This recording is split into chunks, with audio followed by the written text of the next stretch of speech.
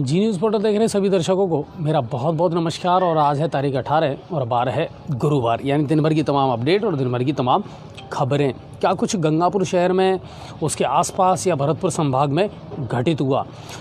देखिए, खबरें रोज़ हम देते हैं और अगर आज चारों तरफ के एनवायरनमेंट की बात की जाए तो ये सही बात है दोस्तों कि जिस तरीके से चलना चाहिए ना मामला, उस तरीके से चल नहीं पा रहा है। न लोगों की, न आम जनता की कोई सुनवाई हो पा रही है। दूसरी सबसे बड़ी बात यह है कि प्रशासन भी पता नहीं क्यों हमें ऐसा लग रहा है कि शायद कहीं ना कहीं अपने आप को बंधा हुआ महसूस कर रहा है। जिस तरीके से प्रशासन को काम करना चाहिए उस तरीके से प्रशासन शायद काम नहीं कर पा रहा है। लेकिन आपकी और हमारी जो मुहिम है वो जारी रहेगी। हम चाहते हैं कि प्रशासन भी अपना काम करे, आम जनता की सुनवाई भी हो, आम जनता के काम भी हों, लेकिन ये करना तो कहीं ना कहीं प्रशासन को है और जनप्रतिनिधियों को है।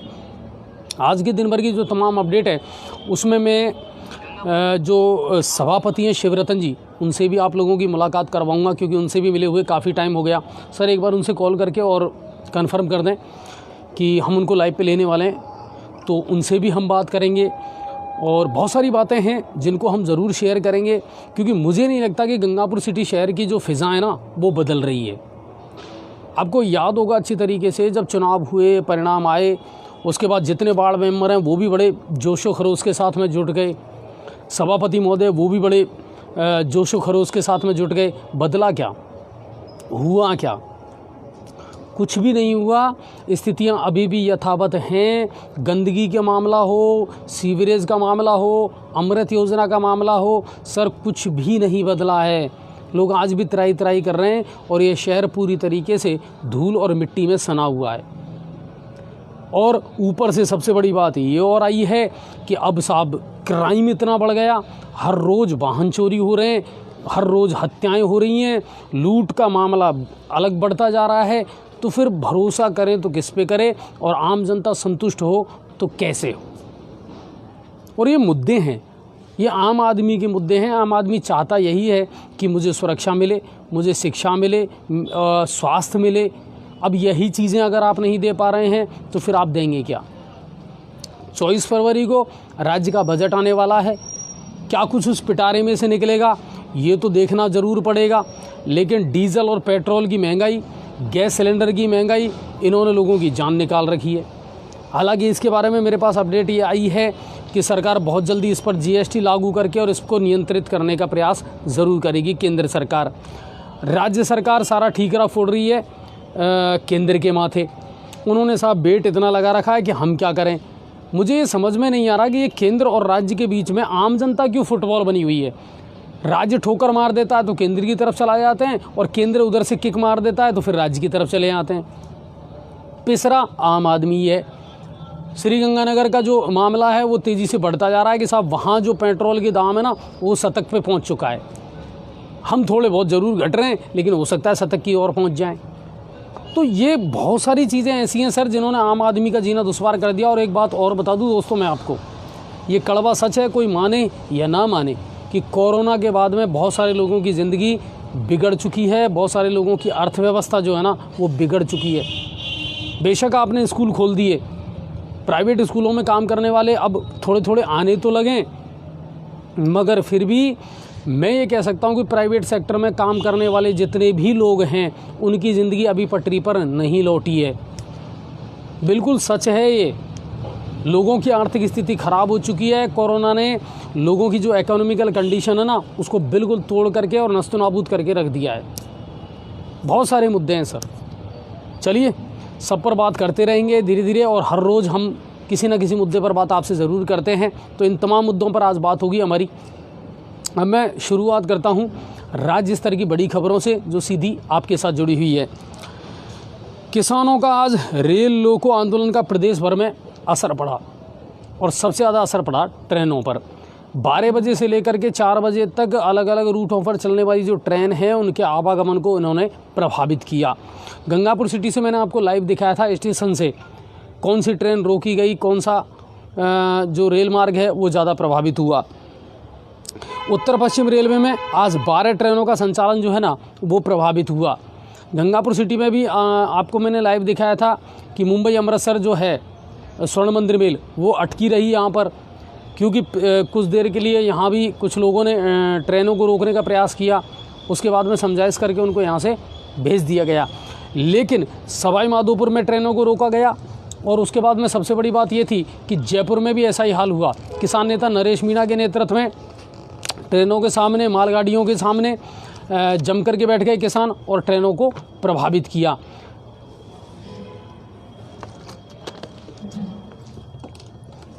काफ़ी देर तक ये सिलसिला चला और न सिर्फ राजस्थान में बल्कि पूरे देश में इस तरह की खबरें आई।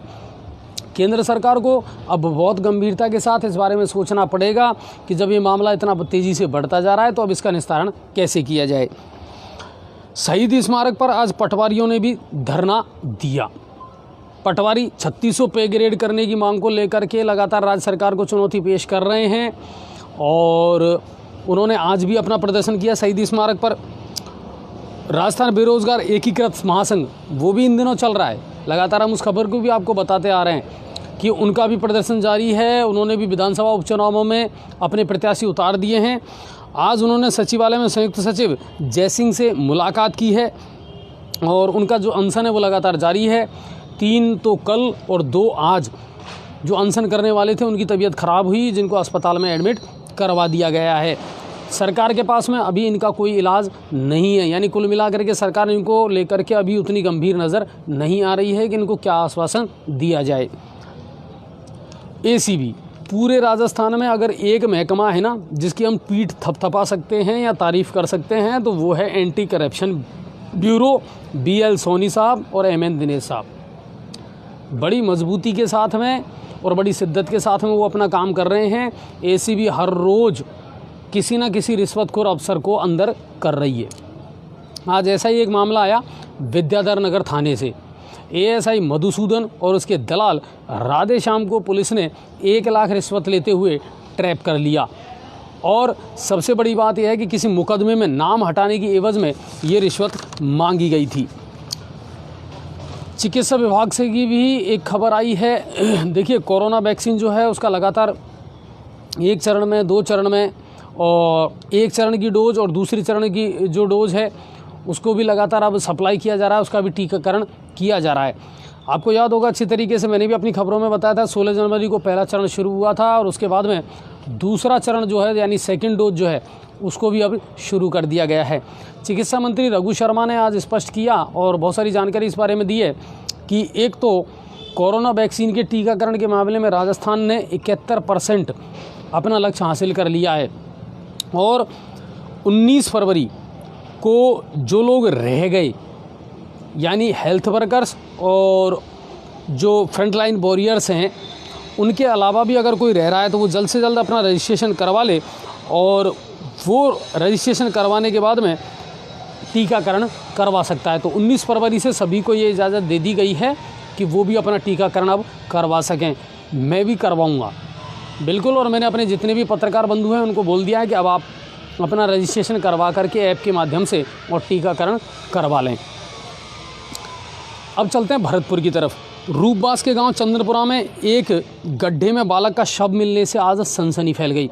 इसके लापता होने का मामला दर्ज करवाया गया था और उसके बाद में पुलिस इसकी तलाश कर रही थी। आज उसका शव एक गड्ढे में मिला है और CO अजय शर्मा और थाना अधिकारी भोजाराम मैं जाप्ते के वहाँ पहुँचे हैं। SFL की टीम भी वहाँ पहुँची है और साक्ष्य वहाँ से जुटाए जा रहे हैं कि क्या कारण था, हत्या है, क्या है मामला, इसकी अब जांच की जाएगी। पहाड़ी थाना क्षेत्र में ये खबर मैंने आपको पहले भी बताई है। पहाड़ी थाना क्षेत्र में क्रेशर मालिक और ग्रामीणों के बीच का जो विवाद है ना वो अभी भी थमने का नाम नहीं ले रहा है और इसको लेकर के 21 फरवरी को चक्का जाम करने की चेतावनी दी है ग्रामीणों ने और वो क्षुब्ध हैं इस बात से कि पुलिस द्वारा लगातार शिकायत करने के बावजूद भी कोई कार्रवाई नहीं की जा रही है और 18 दिन से उनका ये धरना प्रदर्शन चालू है। बढ़ते हैं अगली खबर की तरफ और अब चलते हैं धौलपुर की तरफ। होटल व्यवसाय पर फायरिंग, एक वीडियो वायरल हुआ था दोस्तों और ये हमने दिखाया भी था, अपने पेज पे भी डाला था कि एक बंदा बिल्कुल आया फायरिंग करके और वहाँ से चला गया, फिरौती भी मांगी गई। इसको लेकर के पुलिस को आज बड़ी कामयाबी मिली है।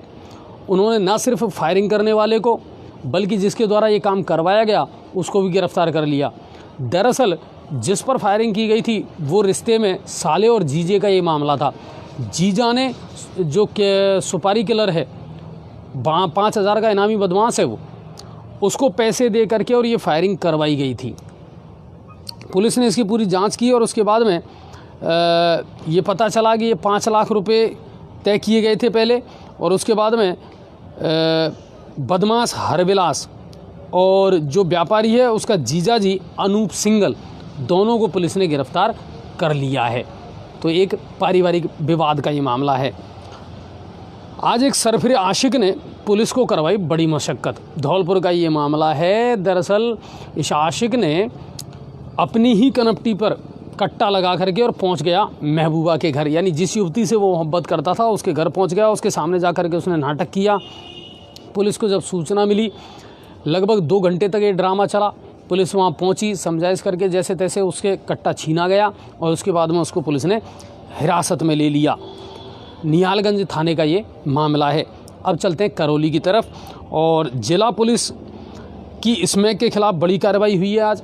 एसपी जो हैं मृदुल कछावा जी, हालांकि बड़े कम हाईलाइट होते हैं, कम ही नोटिस में आते हैं कि क्या कार्रवाई की जा रही है, कैसे की जा रही है, लेकिन फिर भी कुल मिलाकर के 2 दिन में 5 दिन में करौली पुलिस के द्वारा कोई ना कोई कार्रवाई ज़रूर की जा रही है।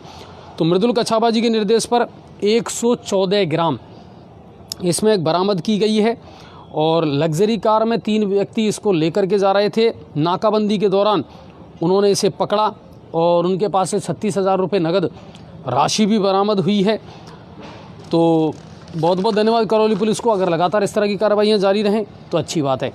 अब चलते हैं सवाई माधोपुर की तरफ। हमारे ज़िले से क्या कुछ खबरें हैं। अवैध हथियारों के खिलाफ एसपी सुधीर चौधरी के निर्देश पर आज माउंट टाउन थानाधिकारी विवेक हरसाना के नेतृत्व में शनि मंदिर की पास में एक टी स्टॉल है, वहाँ से अनीश पुत्र मुस्तफ़ा को गिरफ्तार किया है। ये धनौली का रहने वाला है, और उसके पास से एक पिस्टल 32 बोर और 3 कारतूस पुलिस ने बरामद किए हैं। देखिए, नशे के खिलाफ और अवैध हथियारों के खिलाफ पुलिस को लगातार कार्रवाई करनी पड़ेगी। आप 2 दिन में 5 दिन में किसी घटनाक्रम को अंजाम दे दें और फिर ये अपनी पीठ थपथपाएं, तो इससे काम नहीं चलने वाला है सर, क्योंकि ये मामला छोटे स्तर पर नहीं है, ये मामला बहुत बड़े स्तर पर है। चाहे वो स्मैक का कारोबार हो, चाहे अवैध हथियारों का कारोबार हो, आपको जड़ तक पहुंचना पड़ेगा। ये आ कहाँ से रहे हैं, सप्लाई कौन कर रहा है, कौन इस सारी चीज़ की मैनेज कर रहा है। जब तक पुलिस वहाँ नहीं पहुँचेगी तब तक शायद मेरे ख्याल से इन चीज़ों पर अंकुश नहीं लगने वाला है। तो ये सोचने का विषय ज़रूर है। पुलिस की मजबूरी क्या है, ये भी हमारी समझ से परे है। कार्रवाइयाँ नहीं हो रही है। आपको मैं बताऊँ, देखिए, आज की तारीख में 3 थाने ऐसे हैं जो बिना थाना अधिकारी के चल रहे हैं। गंगापुर सिटी में अपराध रुकने का नाम नहीं ले रहे, जब फिर भी हमारी गंगापुर की कोतवाली जो थाना है वो अभी तक थाना अधिकारी से बिल्कुल महरूम है। हालांकि मेरे पास में आज ये खबर आई है कि शायद देर रात तक एक लिस्ट जारी होने वाली है और गंगापुर सिटी को नया थाना अधिकारी आज मिल सकता है। महू कला वहाँ बिल्कुल फ्री है। हालांकि सूत्रों से मुझे ये खबर मिली है कि अब वहाँ ऐसा ही नहीं, एएसआई ही संभालेगा थाने का जो मामला है उसको।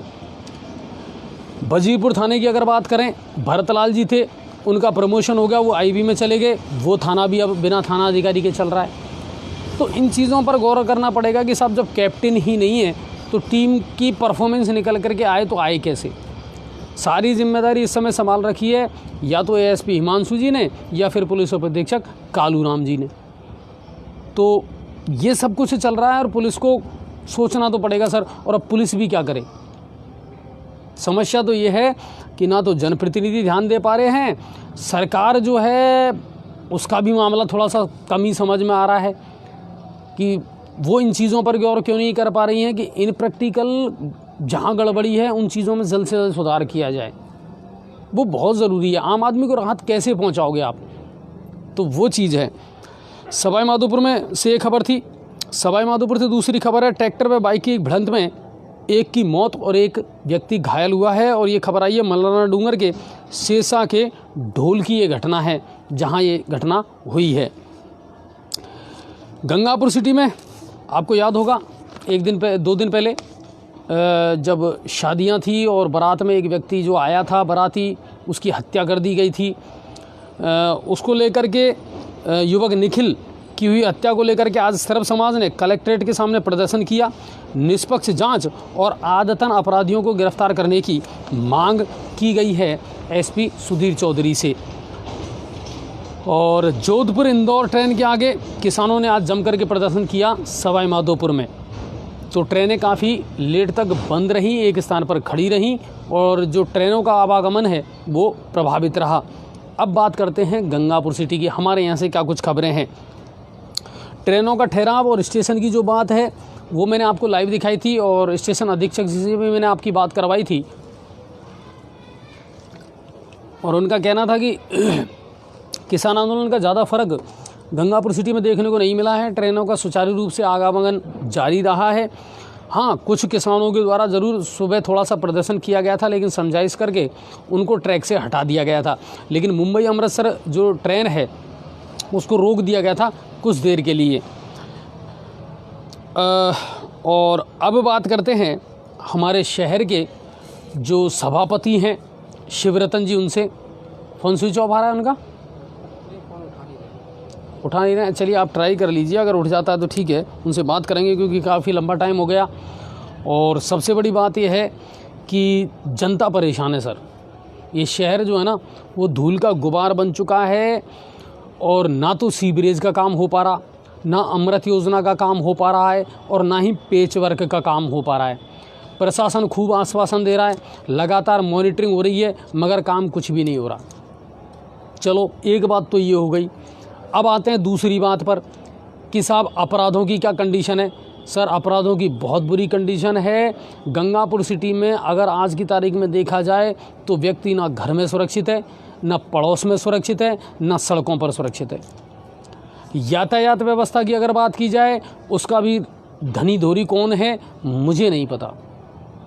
लोग बिल्कुल त्राहिमाम कर रहे हैं सर। यातायात व्यवस्था भी पूरी तरीके से कोलैप्स हो चुकी है। अतिक्रमण है दिन ब दिन बढ़ ही रहा है, घट नहीं रहा है। सभापति महोदय अपने हिसाब से बहुत कुछ बड़ी बड़ी बातें शुरू में कर रहे थे और अभी भी लगातार उनके दिमाग में आइडियाज़ तो हैं, मगर वो इन फील्ड एग्जीक्यूट हो नहीं रहे हैं साहब। बिल्कुल किसी को अगर अच्छा लगे या बुरा लगे मुझे नहीं फ़र्क पड़ता इस चीज़ से, मगर मैं इतना जानता हूँ कि आपको कहीं ना कहीं सख्त कदम उठाने पड़ेंगे। कहते हैं ना कि अगर किसी बीमारी को मिटाना है और अगर कड़वी दवाई आपको लेनी पड़े तो लेनी चाहिए। अब कोई किस रूप में लेता है वो उसके ऊपर डिपेंड करता है, मगर मैं इतना जानता हूँ कि शहर की आज की तारीख में बहुत ज़्यादा दुर्दशा का शिकार है ये शहर। किसी भी प्रकार से आप लोगों को राहत नहीं दे पा रहे हैं, चाहे वो जनप्रतिनिधि हो या प्रशासन हो। 1 महीने होने को है सर, लेकिन सैनिक नगर में जो काम चल रहा था सीवरेज का, उसमें 1 इंच भी कोई आगे प्रोग्रेस नहीं हुई है, बिल्कुल नहीं हुई है। और ये शहर में आप किसी भी क्षेत्र में चले जाओ सर, किसी भी इलाके में धूल उड़ती ही मिलेगी आपको। गड्ढों ने लोगों का जीना दुश्वार कर रखा है। जब बड़े बड़े प्रतिनिधियों से हम, चाहे सांसद महोदय हों, विधायक महोदय हों, उनसे पूछते हैं कि साहब बजट पास क्यों नहीं हो रहा, तो बिल्कुल हो रहा है। वो या तो केंद्र के माथे पर डाल देते हैं, केंद्र जो है वो राज्य के माथे पर डाल देता है। ऐसे तो काम नहीं चलेगा। जनता से भी हमारी ये रिक्वेस्ट है सर, आप लोगों को जागरूक होना पड़ेगा। आप लोगों को अपने मुद्दे, अपनी मांगें उठानी पड़ेंगी। ऐसे काम नहीं चलेगा। आप कुंभकर्ण की नींद में नहीं सो सकते। अगर प्रशासन सो रहा है या जनप्रतिनिधि सो रहे हैं तो फिर आप क्यों सो रहे हैं? आपको तो जागना पड़ेगा, आपको अपील करनी पड़ेगी, आपको मांगें उठानी पड़ेंगी, आपको सरकार को, प्रशासन को चेताना पड़ेगा कि सर बहुत हुआ। इतना बदरंग और इतना बदसूरत इस शहर को हमने पहले कभी नहीं देखा था। आखिर कारण क्या है? केंद्र से पैसा नहीं आ रहा है तो केंद्र जाने, राज्य से पैसा नहीं आ रहा है तो राज्य जाने। हमें राहत कब मिलेगी ये बताइए। आम आदमी चाहता क्या है? यही तो चाहता है। स्कूल शुरू हो चुके हैं। अब आपको मैं बड़ा साफ शब्दों में ये बता रहा हूँ, स्कूल शुरू हो चुके हैं। अब स्कूलों की बसें भी शुरू हो चुकी हैं। बच्चे टाइम पर स्कूल नहीं पहुँच पा रहे हैं। और आप सोचिए, कोरोना में तो हमने बड़ा मास्क यूज़ करा, अब हमने धीरे धीरे मास्क छोड़ दिया। लेकिन अब ये जो धूल हमारे अंदर जा रही है ना, ये कोरोना से भी ज़्यादा खतरनाक है। पूरे शहर में धूल उड़ती है सर, कोई व्यवस्था नहीं है। आपको बड़े जानकर आश्चर्य होगा कि कल रोडवेज बस स्टैंड के पास में एक गाय मर गई थी और कल से लेकर के आज तक लगातार फ़ोन करने के बावजूद भी उस गाय को वहाँ से उठाया नहीं गया। तो फिर सभापति महोदय किस चीज़ का दावा कर रहे हैं, ये हमारे समझ में नहीं आ रहा। सार्वजनिक शौचालयों की एक बार सफाई हुई है, उसके बाद में कोई सफाई नहीं हुई। जितने वार्ड मेंबर थे शुरू में फ़ोटो खिंचाने के लिए तो बिल्कुल उन्होंने झाड़ू भी लगाया, सफाई भी की, नालियों को भी साफ़ करा। आज पता ही नहीं वो वार्ड मेंबर सारे कहाँ गए। उनसे ज़्यादा इसलिए नहीं कह सकते कि एंटी गवर्नमेंट है साहब, कांग्रेस की सरकार है और बीजेपी का बोर्ड है। पैसा आएगा, बजट आएगा, उसी हिसाब से काम होगा। ये तो सच बात है, बिना अर्थ सब व्यर्थ। तो वो है समस्या कि इनके बीच में आम आदमी जो है ना, वो फुटबॉल बन गया सर। अब आप कितना ही ये कह लो कि साहब कोई हमारा चैनल कोई पक्ष करता है या विपक्ष करता है, हमारा कोई पक्ष और विपक्ष से मतलब नहीं है। हम सिर्फ आम आदमी की बात उठाते हैं, आम आदमी की आवाज़ उठाते हैं। और आम आदमी का ये बिल्कुल दर्द है कि साहब ऐसी सीवरेज, ऐसी अमृत योजना, ऐसा पेचवर्क हमको नहीं चाहिए। उठाओ और इनको ले जाओ। हमको तो हमारा जैसा शहर पहले था ना, वैसा दे दो। कुछ भी तो नहीं हो पा रहा सर। पीठ थपथपाएं तो किसकी थपथपाएं, कहें तो किससे कहें, कोई सुनने वाला नहीं है। एमएलए साहब से अब लगातार हम कंसल्ट करने का प्रयास ज़रूर करते हैं, मगर वो पता नहीं क्यों आजकल लाइव पर जुड़ना ही नहीं चाहते। कानून व्यवस्था की हालत ऐसी है कि अभी तक उनका एक भी बयान, एक भी शब्द ऐसा नहीं आया कि उन्होंने प्रशासन के साथ में या पुलिस अधिकारियों के साथ में कोई बैठक की हो कि भाई रोज़ मर्डर हो रहे हैं, रोज़ लूटपाट हो रहे हैं, वाहन चोरी रुक नहीं रही है, तो इन पर अंकुश कैसे लगाया जाए। जिम्मेदारी तो उन्हीं की है ना सर, जो इस समय प्रतिनिधि है, जिम्मेदारी उन्हीं की बनती है। सवाल जवाब भी उनसे ही किए जाएंगे। मगर क्या कहें सर, वही बात आती है कि हम बोलेंगे तो बोलोगे कि बोलता है, चुप भी नहीं रह सकते हम। लेकिन समस्या यह है कि सुने किस कौन और सुनाएं तो सुनाएं किसको। तो मेरा सभी लोगों से ये निवेदन है कि सर आपको जागरूक होना पड़ेगा, कहीं ना कहीं अपनी आवाज़ को बुलंद तरीके से उठाना पड़ेगा। और कोई इलाज नहीं है, अब हम भी थक चुके हैं, टूटे नहीं हैं, ये याद रखना। उम्मीद की जो रोशनी है ना, वो हमेशा जला करके रखना, कभी भी नेगेटिव नहीं होना, पॉजिटिव रहना है कि बिल्कुल अगर हम में मादा है तो हम बिल्कुल इस शहर की फिज़ा को बदलने का प्रयास ज़रूर करेंगे। वार्ड नंबर 10 से आज हमारे पास में एक खबर आई थी कि पुराने जो सदर थाने के पास है, वहाँ लोगों ने सड़कों पर ही भैंस को बांध रखा है। वो और मामला देखो आप, हम तो पहले ही अतिक्रमण से दुखी हैं, लोगों ने कबाड़ हटाना और भैंस हटाना शुरू ही नहीं किया है। वही बात आती है ना कि सुविधाएं सारी चाहिए, मगर मैं अपनी तरफ से कोई पहल नहीं करूँगा, तो ऐसे तो काम नहीं चलेगा। नांदोती से आज हमारे पास में खबर आई कि नांदोती में पेयजल व्यवस्था इन दिनों गड़बड़ाई हुई है। पिछले 3 दिन से 4 दिन से वहाँ लोगों को पीने का पानी नहीं मिल रहा। पीने का पानी तो गंगापुर सिटी में भी अच्छी तरीके से लोगों को नहीं मिल रहा। सब्ज बाग और हसीन सपने मुंगेरी लाल के बड़े बड़े दिखा दिए कि साहब चंबल परियोजना आ गई, लोगों को पीने का पानी मिलेगा। कुछ भी नहीं मिल पा रहा सर। तो ये दिन भर की तमाम खबरें थी। बाकी आपसे फिर वही कहूँगा मैं तो, जो रोज़ कहता हूँ कि सर चैनल को जल्द से जल्द सब्सक्राइब करें।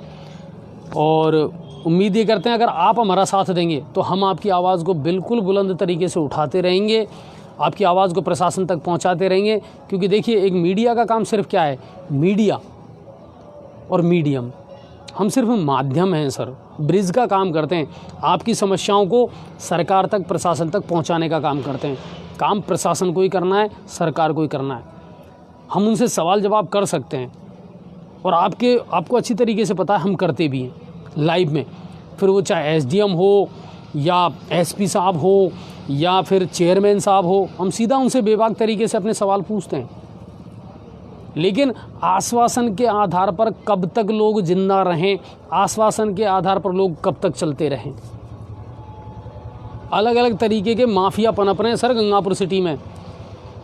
मैं बताऊंगा आपको एक बहुत बड़ी स्टोरी और है जिसको मैं इन दिनों कवर कर रहा हूँ। शहर में बोल्ट का काम, मुझे नहीं पता, मैं तो समझता भी नहीं हूँ ये बोल्ट क्या चीज़ होती है, मगर बोल्ट का काम, बीसी का काम और 10 रुपये 15 रुपये 20 रुपये सैकड़े पर ब्याज का काम, ये वो माफिया हैं सर जो आपकी ज़मीनों पर, आपके मकानों पर, यहाँ तक कि आपके परिवारों पर भी कब्जा करते जा रहे हैं। और अब से कुछ दिन पहले जो हत्याकांड हुआ था उसमें भी कहीं ना कहीं इसकी इम्पोर्टेंट भूमिका थी। इन चीज़ों पर गौर करना पड़ेगा। वादे और दावे चाहे हम कितने भी कर लें सर, चाहे कितने भी बजट बना लें, कितनी भी योजनाएं बना लें, मगर आम आदमी का जो ओरिजिनल दर्द है ना, वो आपको देखना पड़ेगा, समझना पड़ेगा। वरना कितने दावे कर लो कि हम 21वीं सदी में हैं और हम हिंदुस्तान को डिजिटल बना रहे हैं। तो ज़्यादा से ज़्यादा खबरों को लाइक और शेयर करें। जी न्यूज़ पोर्टल हमेशा आपके साथ हैं। अपनी बातें, अपनी खबरें, अपनी समस्याएं हम तक बिल्कुल पहुंचाते रहें और उम्मीद करते हैं कि मैं भी जल्द से जल्द, मेरा गला ठीक होगा तो उसी अंदाज़ में आपसे बात करूंगा जैसे पहले किया करता था। लेकिन पहले मुझे अपने स्वास्थ्य का भी ध्यान रखना है। तो खबरों को ज़्यादा से ज़्यादा लाइक और शेयर करें, हमारा सपोर्ट करें। हम हमेशा आपके साथ हैं। आप सभी का बहुत बहुत धन्यवाद और जय हिंद और जय भारत।